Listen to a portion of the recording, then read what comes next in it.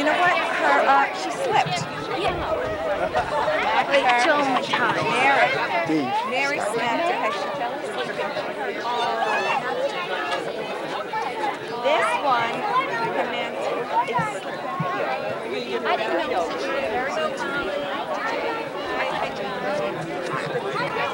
Where? Verge. Come on. Have to rely on my sense of direction. Now, Verge. Curly hair. Curly gray hair.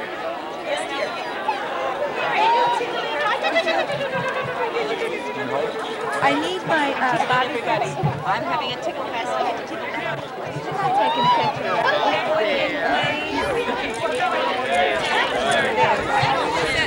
She got very heavy and she got all she looked like a beagle, sort of. Very darn too. Does she look like she's like from Fatima? I'll take it back. It sounds like Oh, you like those shoes? Tell your dad.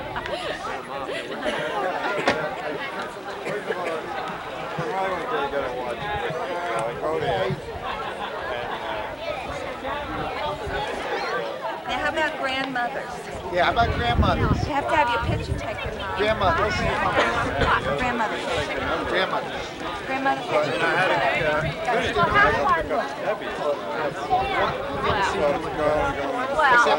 I got my legs very warm. Oh, Molly. Behave. Stop, you finks. You're just a little wrinkled, Mom, you know, under your suit.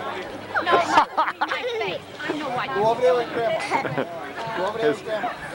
You have two grandmas. Molly. Trying to save on film. Molly, come here.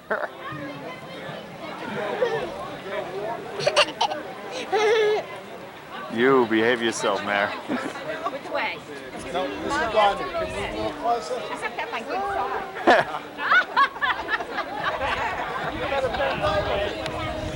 Oh, what was that, Mike, you said? Okay, that's it. I got it. Well, that took care of that. No more film. End of photo opportunity session. What is it? I don't think we got one with mother and father with warm heart. Oh, wait, would you do that for us? Having can do yours, yes. Oh, that's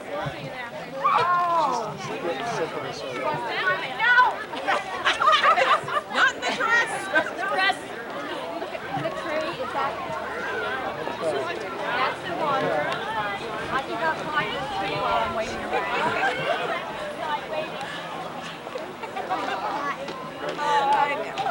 Kevin, will you take this? Come on, John. You always take a picture. Thank God. I gave it to Michael, little Michael. Mike, you want to take a hairbrush out of your pocket? Nobody knows the head. What is he got? He's got the hairbrush in his pocket. God, you can always tell a husband. They have the befuddled look. All right, Ellen, just stand up. Just stop. Yeah, not fidgeting, Ellen.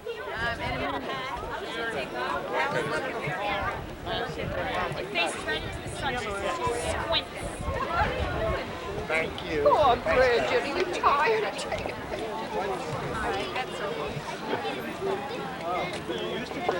Well, you always had Tommy as Here we go. Let me get the. Do I have to bring the cake? Sweet. Only it was a terrier. I'm the best my at this. tie. Look at Ultra close on Grandma Desmond. Isn't it like a fox? This light isn't good. You gotta get better light. What did you get? Ah! Blade. Right? Wow. Where did they go? Where did I get Blaze, huh? You're in Where did I the off-Broadway Inn. The winery. Should have showed. What? What, man? Damn,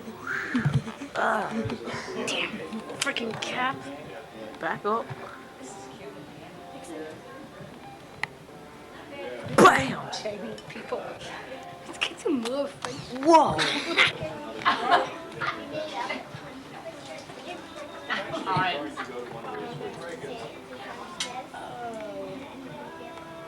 They fry them in fish.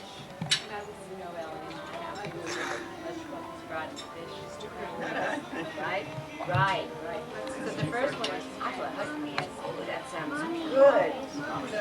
Wave in, Ellie.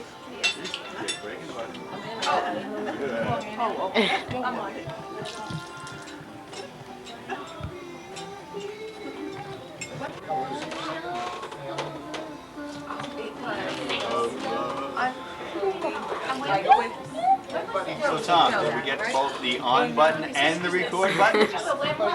Yeah. Sarah, look at the usual stylish I know, when you were coming back from, when we were evacuated, and you stopped in that, that's real North Carolina. Yeah, that really is. Yeah. Hey, Bridge, say hello. Well, when we first Look at our beautiful communion girl. Hey, Mary. Extreme close-up on Mary. Ah! She has to calm down because mommy will let her. Huh. You like knocking one out. Cool. Tommy, do an extreme close-up on my hamburger. Wait, stop. Extreme close-up on my hamburger. All right, stop. Dan, stop.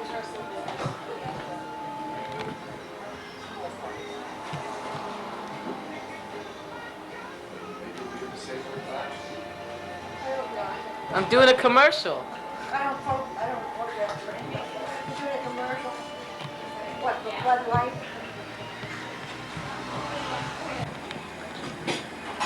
Yo, dude, it's bartender of the month. What's going on? I'm sending in your whatever. Your Come in, here's the tour. look at this. It's our lovely radio station and slash Oh my gosh. Sir? Check that out. You deserve the reward. This is Chef Tom. He cooked your meal tonight. Oh, that was Tom, great. say hello to nice people back at home. Hi, chef of the month. This is Antonio, Hi, Antonio. graceful helping partner. And this here is Tarquino. Remember all those clean dishes? Hey. Tarquino did that. All right. There wasn't a spot on mine.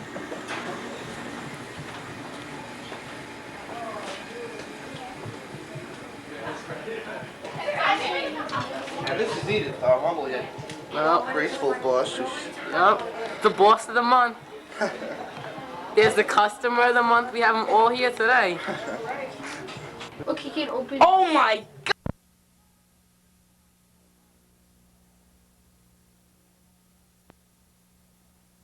Pass is intercepted in the end zone by Mark Collins.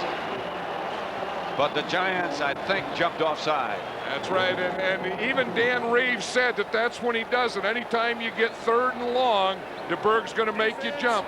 Offside, number 57, 5-yard penalty. Repeat 3rd down. He said they do it 2 times, 3rd and long and 3rd and short. Looked like on this one, when DeBerg gave it, everyone jumped. You see the 2 outside guys, they get in there first. They get in the neutral zone, and that's when they blew the whistle. Threw the flag. So they stopped the clock with 1:16 left to play. It's 3rd down. DeBerg out of the shotgun. Kirby back with him.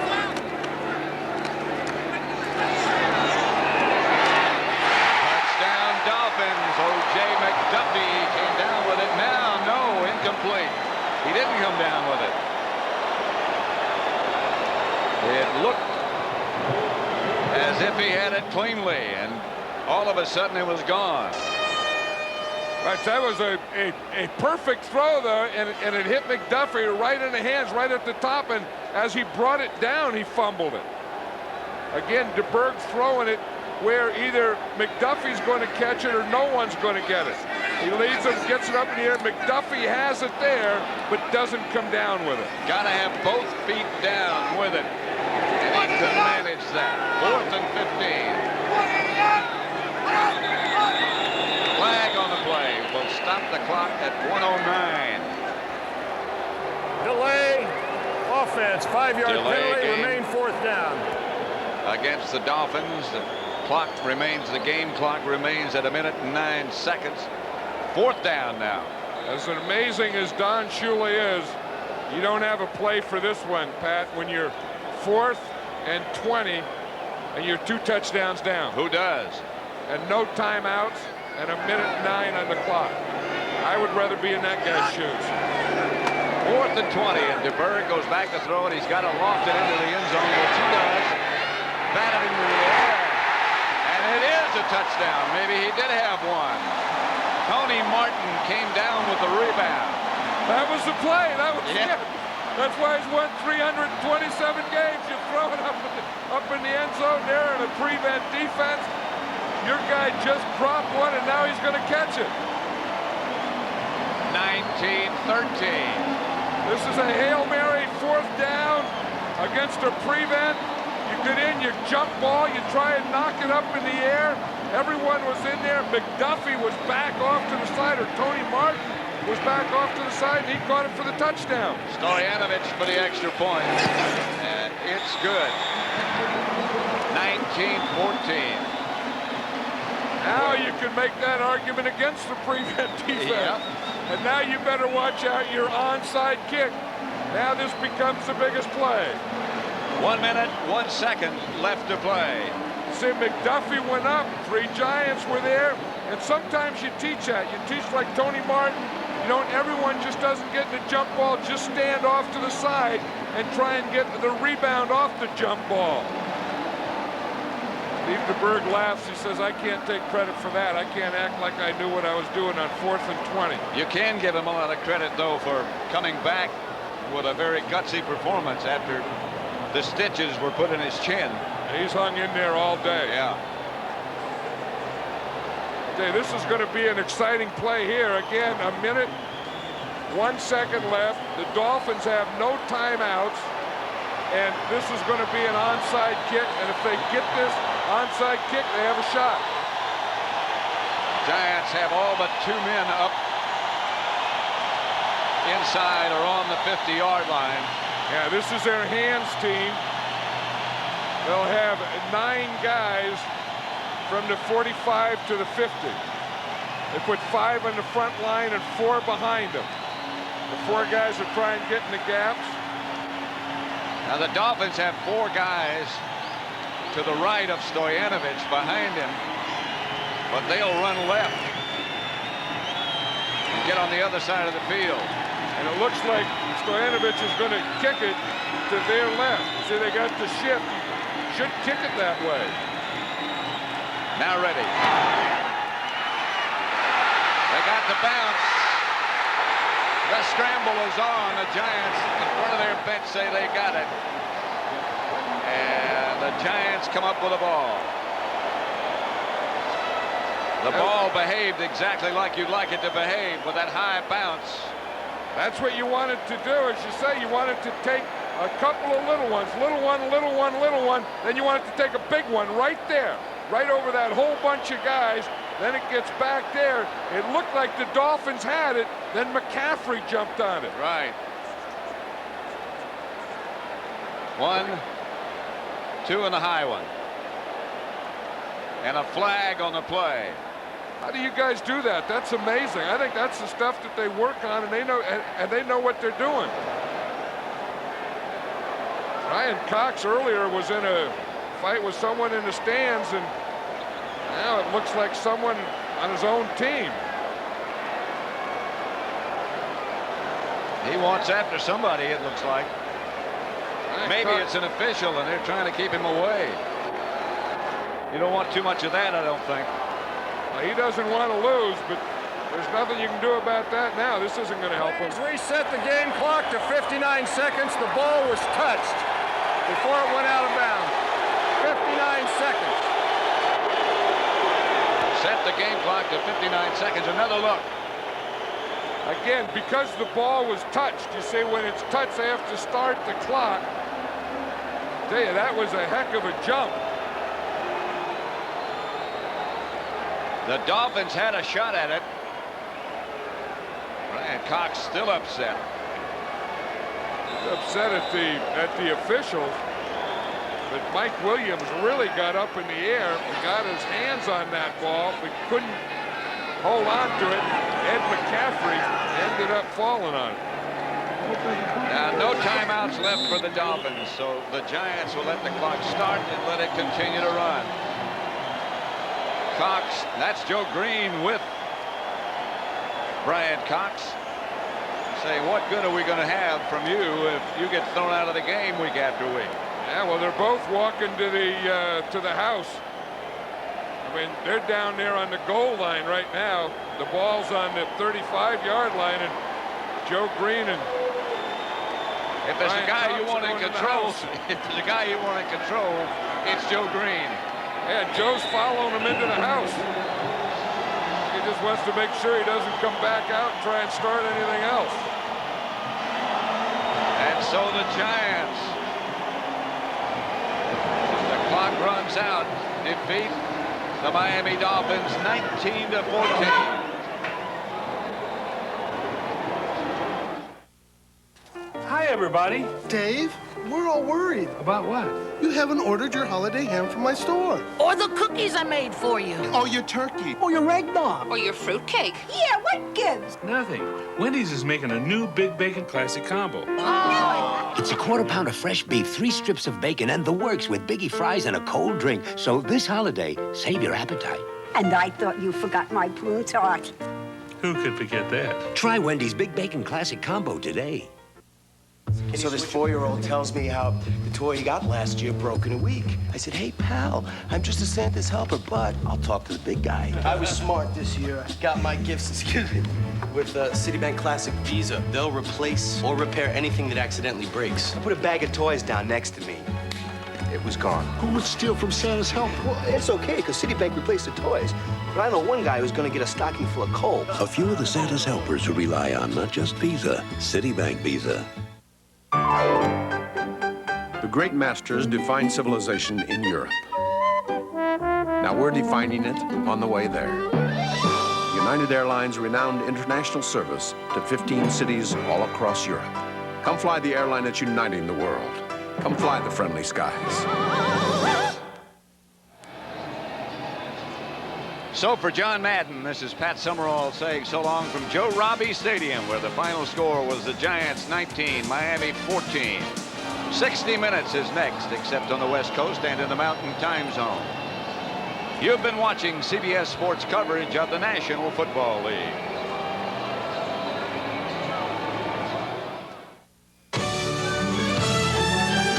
When you look for champions, you look to CBS Sports.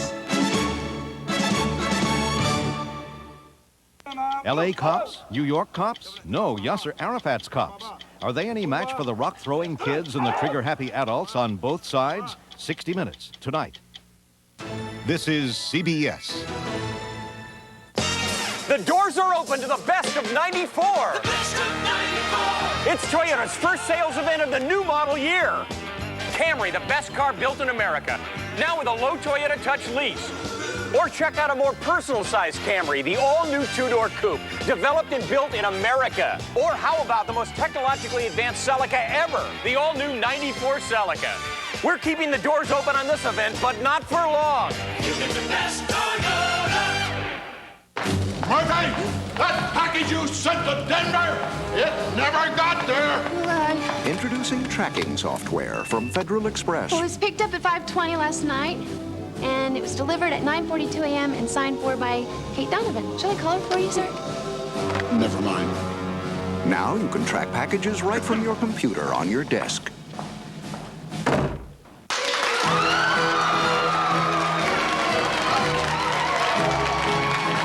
Ernie Anastas, Dana Tyler. Experience the difference of Channel 2 News.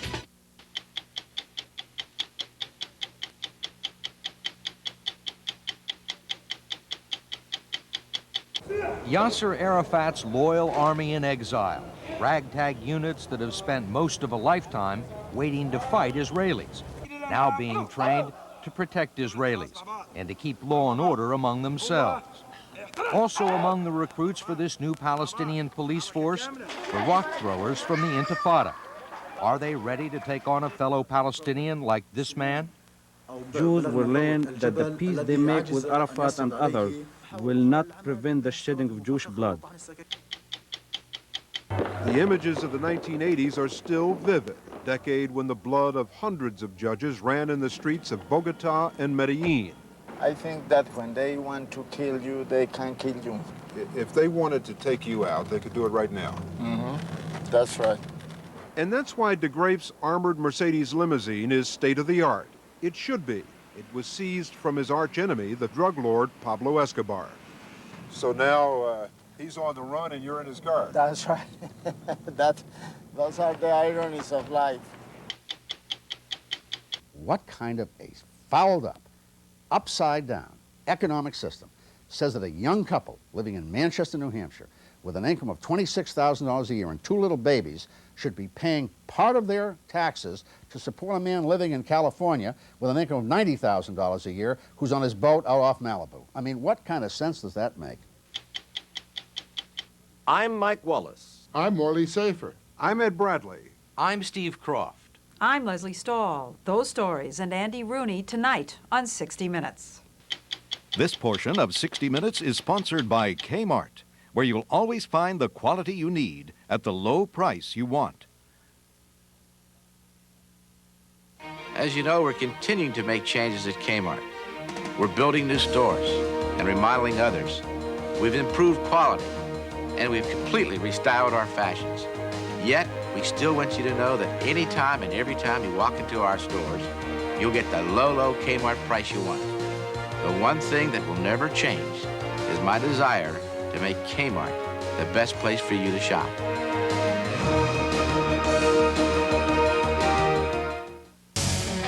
Ford announces the news truck buyers have been waiting for. The best lease ever on Ford F-Series pickups. Now you can lease America's #1 pickup, Ford F-Series, for $229 per month for 24 months, but only for a limited time. These trucks are loaded with features including driver's side airbag, V8 engine, automatic transmission, air conditioning, and the XLT package. Get the best of terms on the best-selling trucks in America. Drive home this loaded F-Series XLT for $229 per month. See your Ford dealer now. Have you discovered multigrain Cheerios? Multigrain. Wouldn't like it. It's interesting. They gotta be heavy. Light, crispy. Kind of sweet. 4 different kinds of those. Discover the taste of multigrain Cheerios. What are you staring at? Go try it. The new Norelco razor hugs every contour, every curve, for a shave closer than ever before. Its improved lift and cut system means a perfect shave and the perfect gift. Norelco, our closest shave ever. When PLO Chairman Yasser Arafat shook hands with Israeli Prime Minister Yitzhak Rabin in Washington last September, there was an air of euphoria over the prospects of a Middle East peace. But tonight, after a week of violence, there are doubts. The deal calls for the Israelis to withdraw from the West Bank town of Jericho and the Gaza Strip, and in exchange, the Palestinians have promised peace and good behavior. And who is going to enforce it? Who's going to maintain order and crack down on terrorism in the former occupied territories? That job will belong to Yasser Arafat's cops, a newly created Palestinian police force under the direction of the PLO. And its creation and deployment has brought both the Palestinians and the Israelis face to face with the almost insurmountable difficulties that lie ahead. This police force is the first visible symbol of official authority and Palestinian self-rule in more than 45 years. And thousands of men, young and old, have come to training camps in Egypt and Jordan to be part of it. We are going to do whatever our leadership is going to ask us. We are under the control and we are under the orders of our leadership. Chairman Arafat. Chairman Arafat. They are part of a force that still does not have an official name or a clearly defined mission. But in many respects, the success or failure of the entire peace agreement will rest on the shoulders of these raw recruits. It's one of the most difficult assignments any police force in the world has ever undertaken, a challenge that eventually wore down even the Israeli army. This will be their primary beat, Gaza, 25 miles long, 5 miles wide, and one of the most densely populated areas on the face of the earth, lacking even the most basic services. After 26 years of Israeli occupation, this is the Palestinians' prize, the right to govern a lawless hunk of land so filled with hatred and despair that most Israelis are glad to be rid of it. If everything goes according to plan, the job of maintaining order and stopping terrorism against Israel will belong to the Palestinians themselves and to this new police force. But it's not just cops on the beat. There will be an intelligence service, not unlike the FBI or the CIA, responsible for identifying and eliminating enemies of the PLO. And finally, already in training and putting on demonstrations, a well-armed, elite force whose job will be to combat terrorism, protect PLO leaders, and put down public disturbances, in effect, performing the duties of a National Guard. Eventually, between 10 and 20,000 armed Palestinians just a few miles from the Israeli border. It's being called a police force for political reasons, but Yossi Alfer, a former senior officer with Mossad, the Israeli intelligence service, says it's really a national security force. How strong did the Israelis want this Palestinian police force, national security force, to be? We want it to be strong enough to maintain internal security, but not so strong that it could in any way, shape, or form ever, under any circumstances, have an offensive military capability. And who is being recruited into this Palestinian national security force that's supposed to keep the peace in Gaza and deliver on security for Israel? Well, it will include retrained members of the Palestinian Liberation Army, units that have spent most of the last 20 years in places like Jordan, Libya, and Syria waiting to fight Israel. Most of them have never even been to Palestine. But the younger recruits have. They're the children of the Intifada, a generation of angry Palestinian youth that has grown up throwing rocks at Israeli soldiers. They're the ones that PLO officials overseeing the selection process want the most, especially those with prison records for political activities against Israel. They're considered to be loyal and have earned their stripes. And what do the Israelis think about all of this? Have they raised objections at the peace talks in Egypt about the size and makeup of the Palestinian police force? Nabil Shah, the Palestinians' chief negotiator, says there's still some haggling over details, but the two sides are not that far apart. The Israelis seem to be more concerned with us having an effective and capable police force because they view this as supporting their quest for peace with security, without overdue burden on their own armed forces. We've been told that there's been a special effort to try and recruit people from the Intifada, or people from the Intifada are looked upon favorably with their applications, people who have been arrested by the Israeli and served time in jail. Is that true? But that is quite natural. I mean, one looks at resistance in France, and one looks at resistance in the United States during the George Washington time. I bet you many of those who joined Washington resisting British occupation became U.S. Army officers. So secret, the Palestinians are actively recruiting former Intifada members into this police force and former prisoners. Whom else would they recruit? This is the bulk and the cream of Palestinian youth. If we made the deal with Arafat, if we're talking in Taba and in Cairo with Palestinians who were in past years responsible for terrorist atrocities against Israel, then we certainly can't quibble over the fact that these Palestinian youth who have been leading the Palestinian struggle against Israel are now going to be given the task of law enforcement. But can Palestinians who grew up breaking the law now be trusted to enforce it, especially when the hated Israelis may be involved? Not according to 3,500 Israeli settlers who will be allowed to remain in Gaza under the agreement, along with enough Israeli soldiers to protect them. These Israeli settlers feel betrayed by the peace agreement and have vowed to do everything possible to sabotage it. They've staged protest marches, rallied at border crossings, and destroyed Palestinian property. Settlers like Yehiel Leiter refuse to acknowledge the authority of the Palestinian police, saying they're nothing more than terrorists in uniform. It's the people who targeted me yesterday, who threw stones at me and my children, who tried to knife me, who tried to shoot at me while driving to work, are now going to be, to some degree, if this actually pans out, the people who are supposed to protect me, that just doesn't wash in a sane society. What happens when you've got a situation where you've got Palestinians stoning an Israeli car or attacking an Israeli settler? What does the Palestinian police force do? The Palestinian force will act to restrain and probably arrest those people who are doing it. Palestinians? Yes, of course. You're saying that a Palestinian policeman, perhaps a former member of the Intifada, yes, is going to arrest his Palestinian brother to protect an Israeli settler? Possibly, yes. I mean, look, we're committed to that agreement. We're not going to play games with it.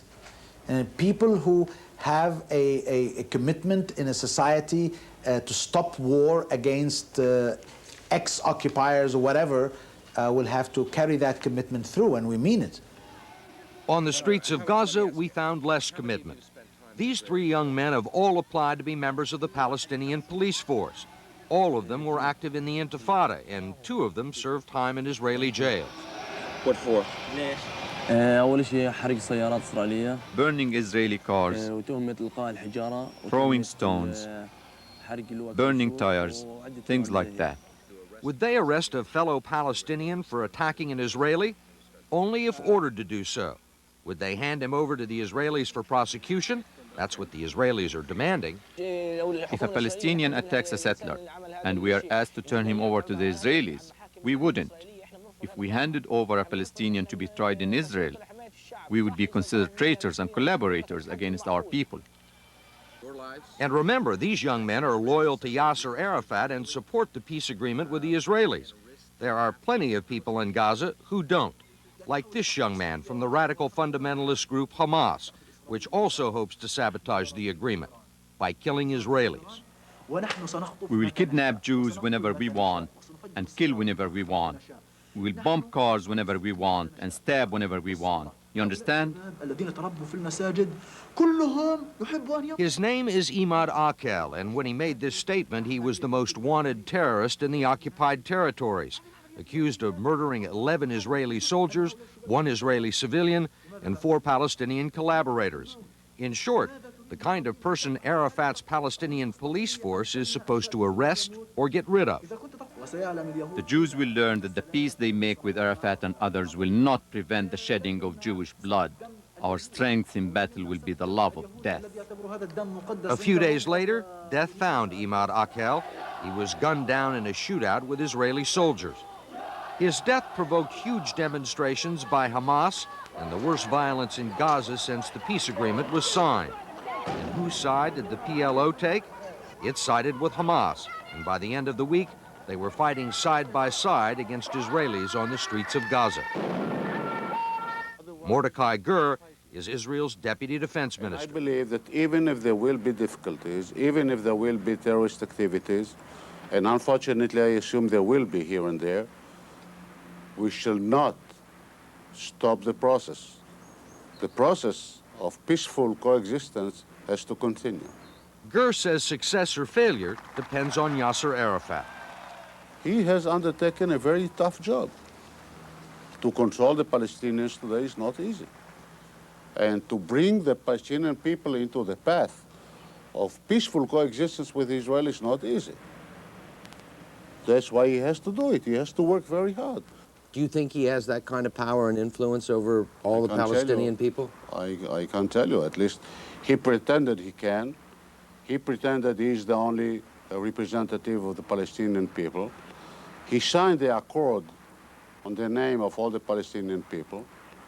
And I believe that he knew what he did. Now he just has to start doing something about it. I mean, in some respects, you're asking this Palestinian police force to do a job that the Israeli army found incredibly difficult to do, a job that eventually wore down the Israeli army. They want self-government, and this is part of self-government. And it's the beginning of the Palestinian responsibility, and they have undertaken to do it. Let them do it. Let them jump into the water and swim.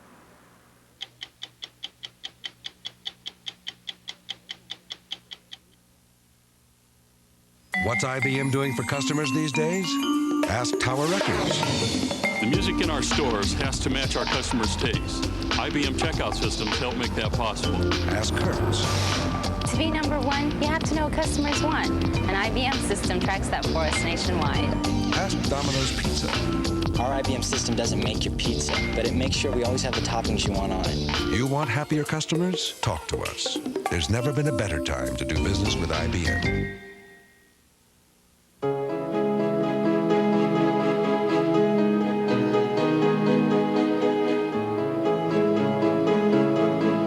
Most people have something they're willing to pay a premium for. For some, it's art. For some, it's entertainment. For others, it's travel. Acura. Some things are worth the price. You're kidding. The heat's off on Saturday? I can't get a copy affixed on Saturday. That's helpful. Technical support is closed on Saturday and... Please send up some coffees. UPS introduces Saturday Pickup. You'll pick up the package? With guaranteed tracking and guaranteed air delivery by 10:30 a.m. Monday. Great. Coffee. All for less than our competitors. How you doing? Hi. Finally, something on Saturday. Iced coffee.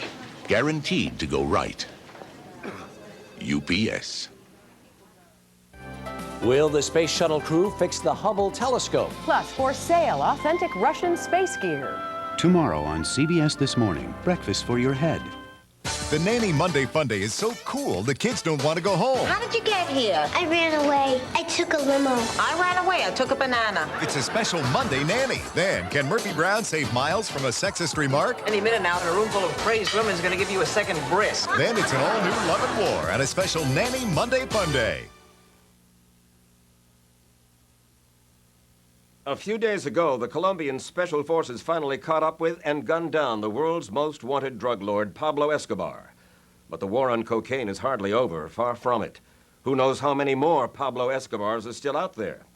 If Colombia is ever going to break the hold the drug lords have on that South American country, a lot depends on this man, Gustavo de Graef. What makes him think he can put the drug lords out of business and live to tell about it when more than 350 judges were killed trying to do the same thing? As you're about to see, de Graef, the man the Supreme Court of Colombia tapped to head up a newly organized prosecutor's office, is very special and very protected. After all, the day Ed Bradley went to see him, Pablo Escobar was still on the loose. De Graef lives with extraordinary round-the-clock security. All roads to his house are blocked. He can't just decide to go for a walk, and when he does go out, it's with a police escort of up to 17 armed guards. I think that when they want to kill you, they can kill you. If they wanted to take you out, they could do it right now. Mm-hmm. That's right. And that's why de Graef's armored Mercedes limousine is state-of-the-art. It should be. It was seized from his archenemy, the drug lord Pablo Escobar. So now he's on the run and you're in his guard. That's right. Those are the ironies of life. Why would anyone want this job? I don't know. I don't know. I really didn't want it. And who would?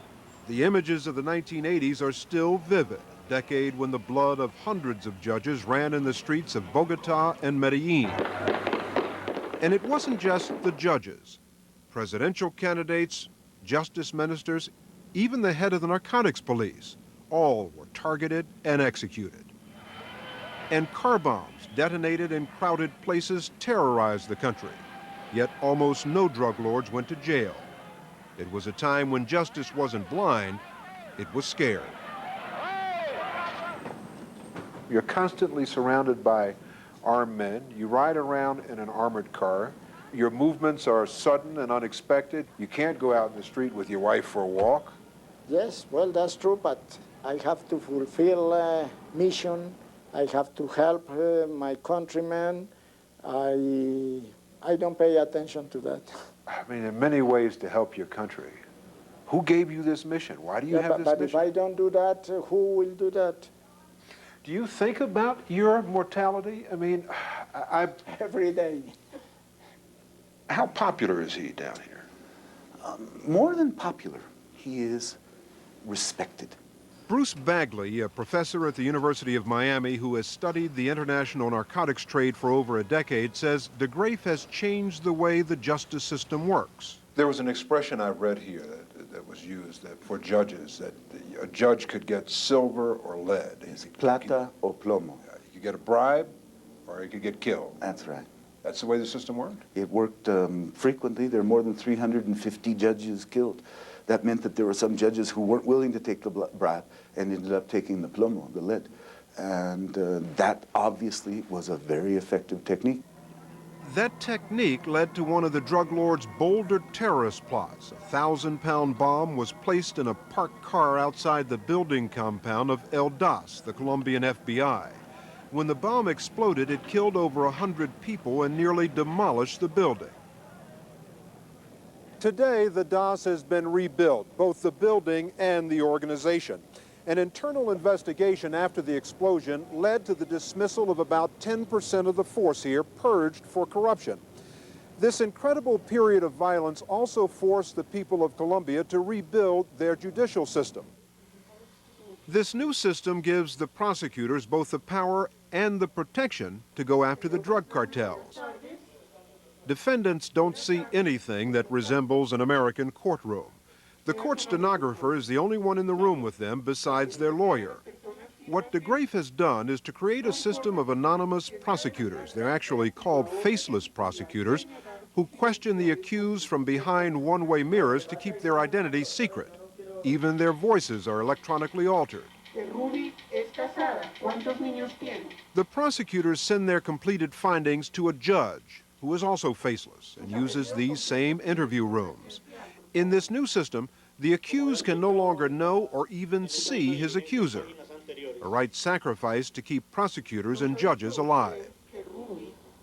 This faceless prosecutor thinks the new system makes the job safer, but only to a point. Does the system of being a faceless prosecutor, being hidden, does that help to protect you? Only a little. The cartels have ways of learning our identities. Have you ever been threatened? Yes, I have, in the past. They called my home and made threats to my children. After that, a lawyer called me and said I should handle things in such a way as to avoid getting killed. I told him I was not interested in listening, and if I were killed, there were many people working with me who would continue in my absence. DeGraff says keeping the system faceless is necessary because the defendants are so dangerous. You say that these criminals are very dangerous. They're also very sophisticated. Right. And they're very wealthy. I mean, their budgets are larger than yours. That's true. Can you compete with them? Well, not in money, but we can compete them in values and in intelligence and in efficiency and so on. I hope. Before, there was virtual impunity for drug traffickers. They could either kill or bribe their way out of most of the cases against them, and in the process kill a lot of very valuable Colombian people as well. So DeGraff has had an impact here. I think DeGraff has had a significant impact. He has changed the attitude of people in this country. People feel better about themselves, about their country because of what he's done? I think a lot of Colombians feel a lot better. And the statistics bear it out. We have seen a significant increase in convictions, from less than 20% to more than 70% of convictions since DeGraff has taken over. You can see the success of Gustavo DeGraff here at the Itagüí prison, a maximum security facility on the outskirts of Medellin that was built to house several hundred prisoners. Today, there are only 21 prisoners inside, but they are all men who in the past were among the most wanted criminals in the world. Who are the guys who are here? One of the most famous, I suspect, is Pablo Escobar's brother, who was his second in command of his entire family or organization. Another is nicknamed El Arete, the earring, who was accused of multiple murders. There are several others who... The catch is, to get many of these drug lords locked up, DeGraff has offered them a deal for shorter sentences. For example, the Ochoa brothers, who are wanted in the United States as founders of the Medellin cartel and could face life in prison here, were sentenced to only 7.5 years in Colombia. Another notorious criminal DeGraff made a deal with is Ivan Urdinola. Here's a man who, his reputation is he's someone who used a chainsaw to torture and kill people. Yeah, but And he gets what? why 8 years, 8.5 years? Yeah, but who has the evidence about that? So it's just the reputation, you have no proof. That's right. Gossips, intelligence information, but nothing, not a witness, not a document, not a photo, nothing that proves that. How can you condemn somebody with that? And so DeGrafe says all he can do is use whatever evidence he has to put the drug lords out of business. It's like the Gambino case in the United States. How many times did we have to try him in the United States before we could get him? Or the Al Capone case. We finally got him not for murder, but we got him for IRS violations. I think that that's similar to the case of DeGrafe here as the chief prosecutor.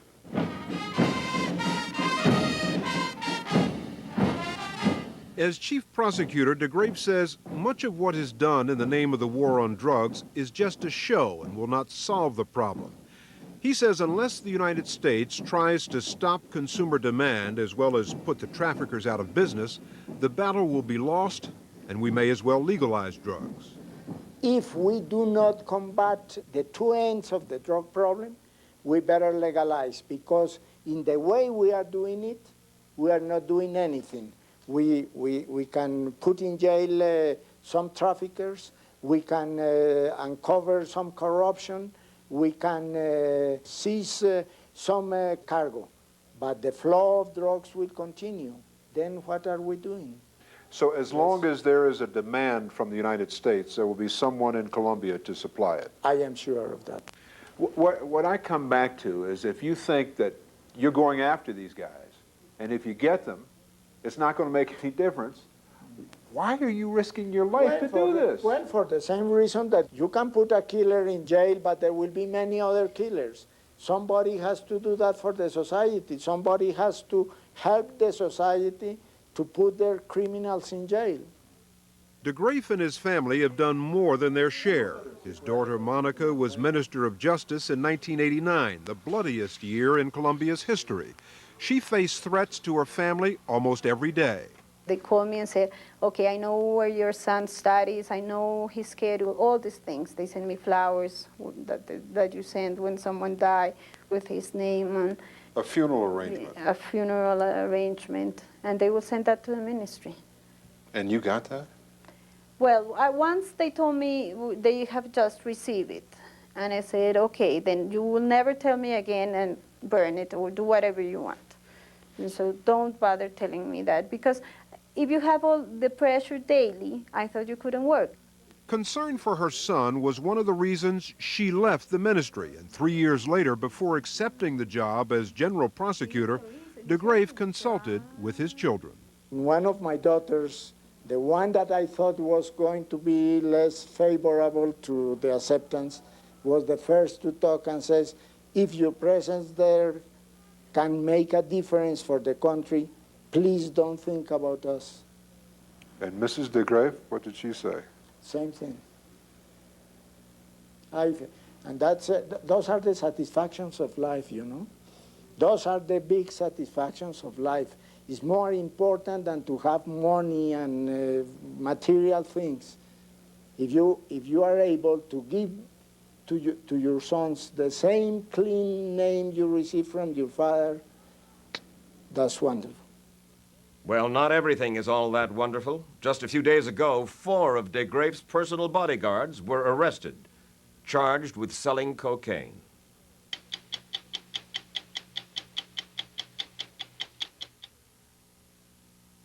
In 1993, we designed a new car. We created a new class. We developed new engineering.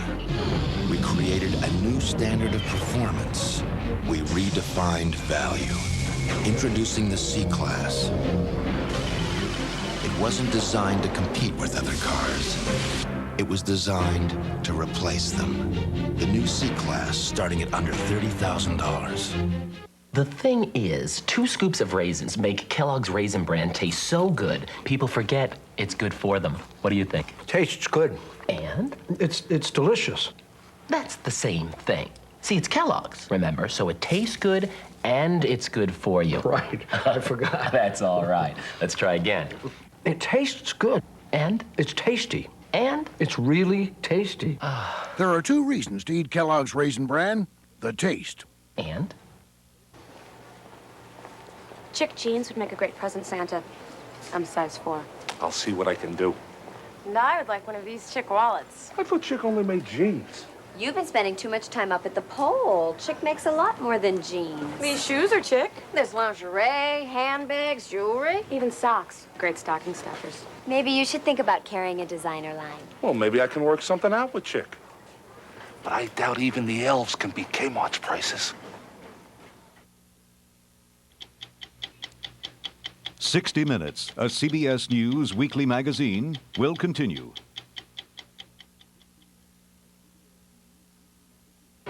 Tonight, George Siegel wants to sue. Lady, you've ruined my life. Morgan Fairchild does too, until Jessica finds the clue on Murder, She Wrote. Then, critics agree to Dance with the White Dog is a must-see television event. Hume Cronin, Jessica Tandy in Hallmark Hall of Fame's To Dance with the White Dog, tonight. Welcome to Florida, but watch out. Freeze! If you don't give me what I want, you're gonna end up dead. The kids are armed and the tourists are terrified. The tourists are targeted specifically for crime because they're a lucrative target. What turned the Sunshine State into a state of fear? An all-new 48 Hours Wednesday. Coming next Sunday. I'm gonna make you a star. She struggled to put her girls in the spotlight. What are you, Rose, a crazy woman? But her dreams on the road to success took a turn she never expected. You've got to let go of me. You need me. An all-star cast led by Bette Midler. The CBS Holiday Spectacular Gypsy. Next Sunday. This is CBS.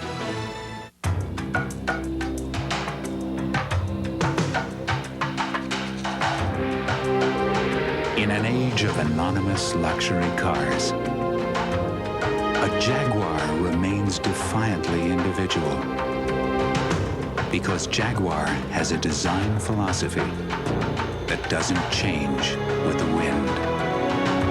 For details on the new Jaguar Dream. For name and location of your nearest Buckingham Group dealer, call 1-800-4-JAGUAR.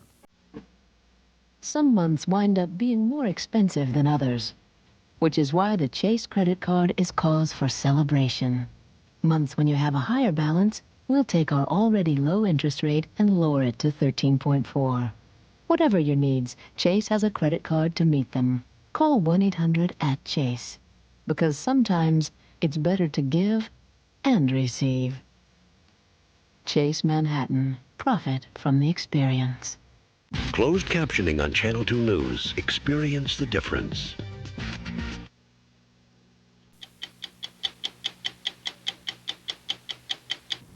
In 1935, Franklin Delano Roosevelt made a promise to the American people that's getting harder and harder to fulfill. Historic scene in the White House, a national turning point affecting everyone who may face unemployment or needy old age.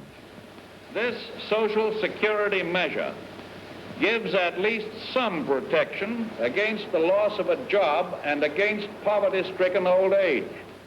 In 1940, when benefits were first paid, there were only 220,000 people eligible for Social Security. Life expectancy was 63 years, and you couldn't get your Social Security till you were 65. Today, life expectancy is 76, and there are 36 million on Social Security. When most of the baby boomers are retired 37 years from now, 70 million will be eligible, and millions of them will be prosperous seniors. That's what has former New Hampshire Senator Warren Rudman on a crusade. Retired people with high incomes are being subsidized by young kids with young children who just can't make it in this current economic environment. What Rudman is so riled up about is that wealthy seniors get Social Security benefits that come from taxes paid by young workers, many of whom are struggling just to make ends meet. If something isn't done, he says, there'll be a war between old people and young people, and the old people will lose. I mean, what kind of a fouled up, upside down economic system says that a young couple living in Manchester, New Hampshire, with an income of $26,000 a year and two little babies, should be paying part of their taxes to support a man living in California with an income of $90,000 a year who's on his boat out off Malibu. I mean, what kind of sense does that make? Another crusader for cuts in Social Security benefits is Pete Peterson, New York investment banker, self-described Republican fat cat. Someone who's certainly not going to have to worry about living on Social Security himself. He says it's a myth that retirees are only getting back what they put in. Current retirees are getting, depending upon their general income class, 2 to 5 times what they put in, including their company contributions and interest on Social Security. Peterson says the crux of the problem is that everybody, even people as rich as he is, gets their full Social Security and Medicare benefits. For the average retired couple, that's more than $20,000 a year. What is the rationale?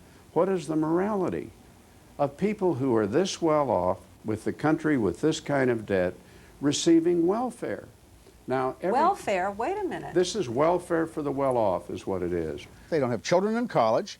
They don't have mortgage payments. Their health care is assured. I mean, because they have Medicare. We're talking about the well-to-do elderly. We're not talking about the lady in Brooklyn with $12,000 a year who can hardly make it. Take 2 couples, each with an income of $30,000 a year, the Dahls, who are retired, and the Wallners and their 2 kids, who are still paying off the mortgage on their house. The Wallners pay federal and state income taxes and Social Security taxes, but the Dahls don't. They get $22,000 a year in Social Security benefits and $8,000 from investments, and they don't pay income or Social Security taxes at all. On top of that, they're entitled to Medicare and senior discounts on travel, entertainment, and food. Bottom line, the working couple ends up with nearly $5,000 a year less than the retired couple. Let me paint a little picture for you. Over the next 40, 50 years, the young workers will increase in numbers only about 20%. Those between 65 and 75, 100%. Peterson says that's a formula for disaster, and that big changes must be made before the massive numbers of baby boomers reach retirement age. Otherwise, they'll break the bank. So to those who say, it's a contract, let's go ahead, we don't yet have a crisis, I say to them, what do you want to do? Do you want to wait until this country is in some kind of financial crisis, social crisis, intergenerational crisis, in which the kids finally figured out the size of this check that we're slipping them for our free lunch? Or do we want to do this in a gradual, humane way? In a new book called Facing Up, Peterson outlines his plan. The centerpiece is what he calls an affluence test, in which households with incomes over $35,000 a year take a cut in their entitlements, Social Security, Medicare, and federal pensions. The average retiree's household gets about $20,000 a year in those benefits. It would work like this. If you get $20,000 a year in benefits and your total yearly income is $40,000, your benefits would be sliced by $375 a year. If your income is $50,000, you'd be cut by $1,325 a year. And if your income is $90,000, you'd be cut by $5,500 a year. Households at or below the median income of $35,000 would not be affected. What about someone in Peterson's megabucks bracket? He would give up $15,000 a year. When you get into my bracket, I give up 75% of my benefits. I think it is obscene for Pete Peterson, who, according to an expert who I've had look at the records, tells me that if I wanted to take these benefits, I would be getting back $100,000 more than I put in, my company put in, plus interest. $100,000 more is the last thing a Peterson needs. How rich are you? We keep talking about how rich you are.